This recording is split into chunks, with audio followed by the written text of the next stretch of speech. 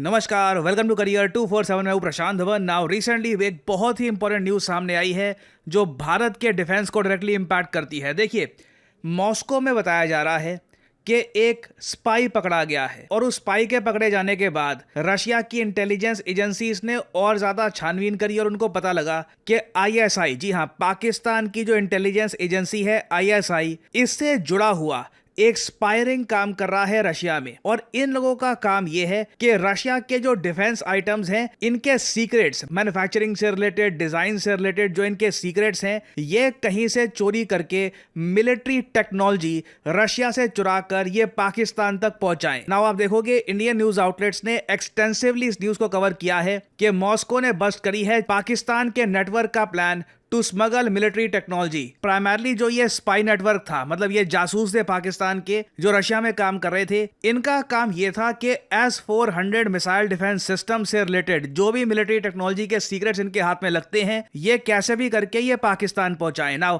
मुझको 2-3 चीजें इमीडिएटली यहां पर ऐड करनी पड़ेगी। नंबर 1, ये सब कुछ हुआ है रशिया के शहर सेंट पीटर्सबर्ग में। नाउ पीटर्सबर्ग में देखिए, बिल्कुल रशिया अपने बहुत सारे डिफेंस टेक्नोलॉजी के जो प्रोजेक्ट्स है ये रन करता है, तो इस वजह से ये न्यूज काफी रियल लगती है। But at the same time मुझको ये भी ऐड करना पड़ेगा कि रशियन मीडिया और रशियन गवर्नमेंट इस न्यूज को लेकर बिल्कुल चुप है। ना इसके कई रीजन हो सकते हैं। रशिया अपनी न्यूज को काफी रेगुलेट करता है और अगर हम पिछले 2-3 साल देखें तो कई केसेस सामने आए हैं जब रशिया ने चाइना के भी स्पाइस पकड़े हैं जो रशिया की मिलिट्री टेक्नोलॉजी चोरी करने का प्रयास कर रहे थे। मगर रशिया उस इशू को, दोनों कंट्रीज के बीच में जो स्ट्रैटेजिक रिलेशंस हैं, उनको खराब होने नहीं देता। ऑलमोस्ट आप कह लीजिए रशियंस ये बात मानकर चलते हैं कि हाँ, हमारे पास ऐसी मिलिट्री टेक्नोलॉजी है जो बाकी देश चोरी करना चाहेंगे, उनके स्पाइस अगर आते हैं हम उनको पकड़ लेंगे। बट उस बेसिस पर ये लोग कंट्रीज के साथ रिलेशंस खराब नहीं करते। एक बार को आप कह सकते हैं, मगर कनाडा का तो अलग सिस्टम है। जस्टिन ट्रूडो ने एक इशू को लेकर इंडिया के साथ रिलेशंस खराब करने शुरू कर दिए थे। देखिए, जस्टिन ट्रूडो का केस कुछ और था, उनकी डोमेस्टिक पॉलिटिक्स भी वहां पे इन्वॉल्व थी, इसलिए उन्होंने अपने पर्सनल, आप कह लीजिए, पॉलिटिकल करियर को आगे बढ़ाने के लिए इंडिया के साथ रिलेशंस काफी खराब किए। उनके बाद आप अगर देखें, मार्क कार्नी आए हैं, वो काफी हद तक इंडिया के साथ रिलेशंस इंप्रूव करना चाहते हैं। और ये मैं आपको आर्टिकल दिखा रहा हूं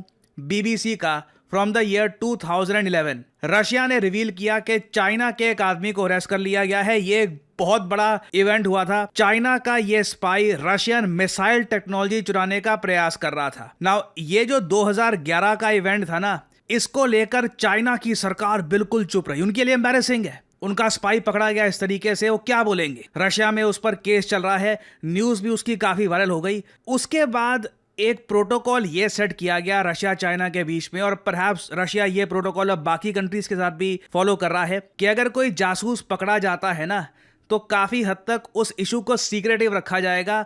उसके बेसिस पर दो कंट्रीज के बीच के रिलेशंस खराब नहीं किए जाएंगे। और उसके बाद से मैंने देखा है जो भी रिपोर्ट्स आई हैं कि एक चाइनीज स्पाई पकड़ा गया है रशिया में, ये वेस्टर्न मीडिया ने कवर किया है। रशियन मीडिया खुद उसके बारे में इतना कुछ पब्लिश करता नहीं है।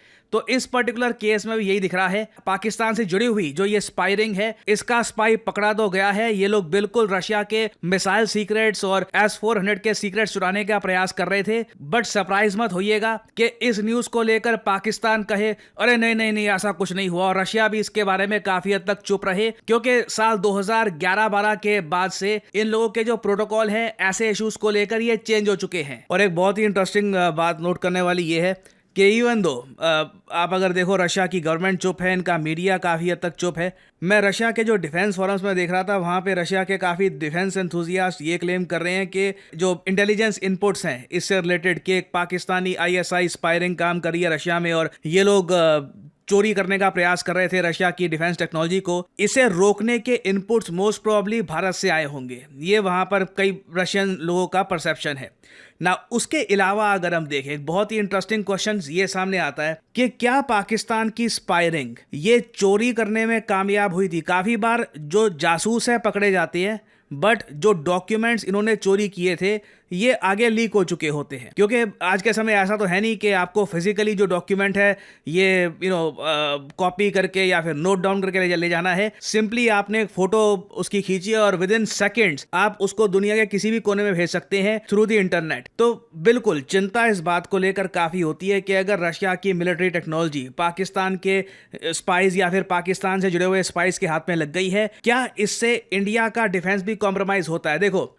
जो बात अभी तक हमको पता लगी है कि जिस रशियन नेशनल को पैसा देकर पाकिस्तान की स्पाइरिंग ने कहा था कि ये तुम्हें चोरी करना है डिफेंस से रिलेटेड जो डॉक्यूमेंट है, ये दो हिस्सों में बटा हुआ था। एक तो यहाँ पे था मिलिट्री ट्रांसपोर्ट हेलीकॉप्टर से रिलेटेड डिजाइन डॉक्यूमेंट्स, ये भारत यूज करता नहीं है। MI-8 जो हेलीकॉप्टर्स हैं ये इंडियन एयरफोर्स आर्मी कोई भी यूज करती नहीं है, तो it doesn't really concern us directly. Main हमारा कंसर्न ये है कि S-400 मिसाइल डिफेंस सिस्टम से रिलेटेड जो डॉक्यूमेंट्स हैं, जो सीक्रेट्स हैं, ये चोरी करने का प्रयास किया जा रहा था। और अगेन ये ऑपरेशन सिंदूर के बाद डायरेक्टली किया जा रहा है। ऑपरेशन सिंदूर में ये बात कंफर्म हो चुकी है कि S-400 मिसाइल डिफेंस सिस्टम ने पाकिस्तान को हैवी डैमेजेस किए थे। अब आप देख रहे हैं कि कई जो डिफेंस एक्सपर्ट्स हैं वो भी कह रहे हैं कि पाकिस्तान को काफ़ी नुकसान हुआ था ऑपरेशन सिंदूर में।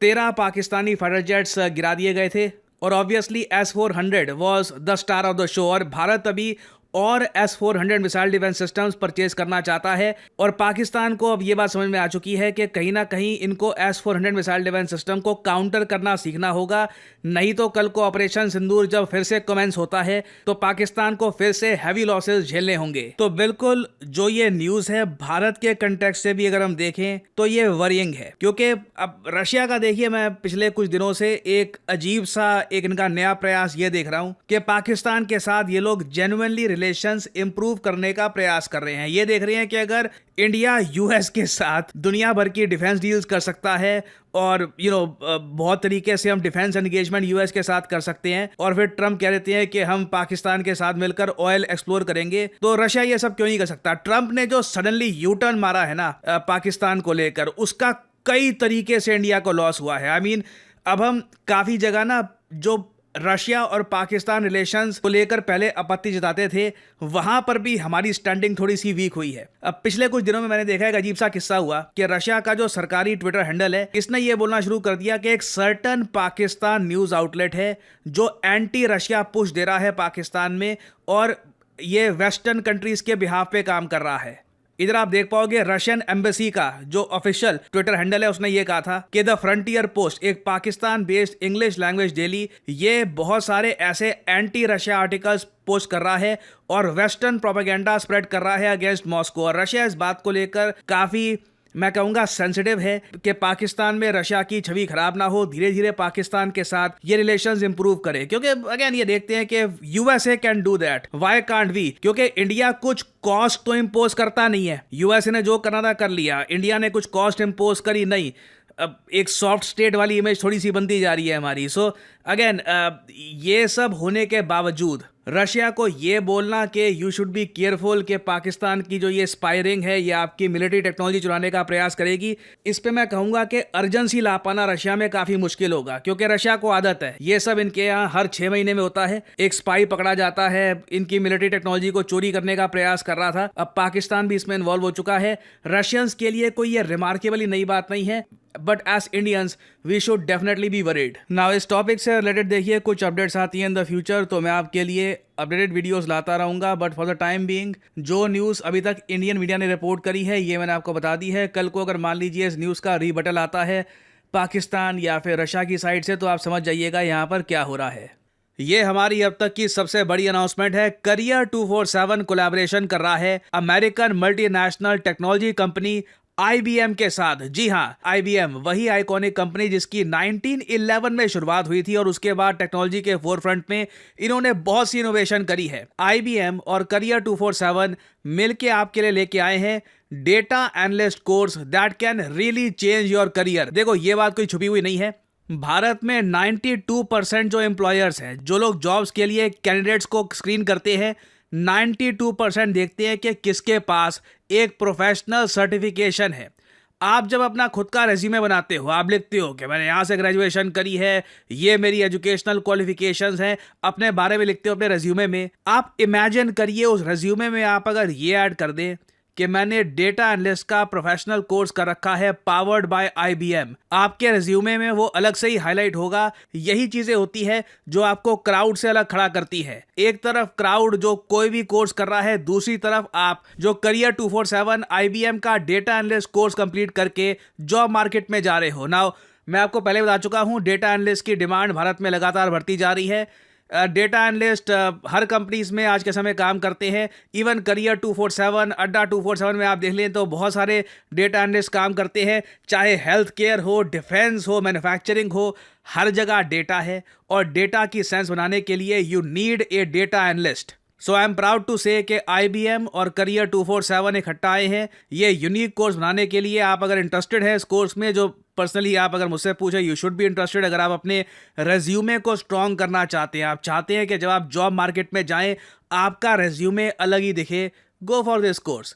सिंपली क्या करना है, जो वीडियो आप देख रहे हो इसकी कमेंट सेक्शन में जाओ, कमेंट सेक्शन में लिंक आपको मिल जाएगा, लिंक पर करिए क्लिक, आपके सामने ये पेज खुल जाएगा। यहाँ पे अपने डिटेल्स डालिए, कोड डालिए PG10 ताकि आपको डिस्काउंटेड रेट पर ये कोर्स मिले और सिंपली यहाँ पर सबमिट कर दीजिए। करियर 247 की तरफ से आपको कॉल आएगा, बात कर सकते हैं और फिर आप अपनी जर्नी स्टार्ट कर सकते हैं एज ए डेटा एनालिस्ट। और जो सर्टिफिकेट आपको मिलेगा वहाँ पर लिखा होगा पावर्ड बाय IBM। और सिंस ये एक बहुत ही स्पेशल कोर्स है, हमारे पास लिमिटेड नंबर ऑफ सीट्स है। जो लोग पहले अप्लाई करेंगे बैच में हम उनको ही एनरोल कर पाएंगे। तो अगर आप इंटरेस्टेड हैं, आई सजेस्ट जल्दी से पूरा प्रोसेस कंप्लीट करिएगा और of course use the code PG10 to save your hard earned money as well. So इसी नोट के साथ यह है वीडियो का अंत। Thank you for listening and as I always say, may the gods watch over you.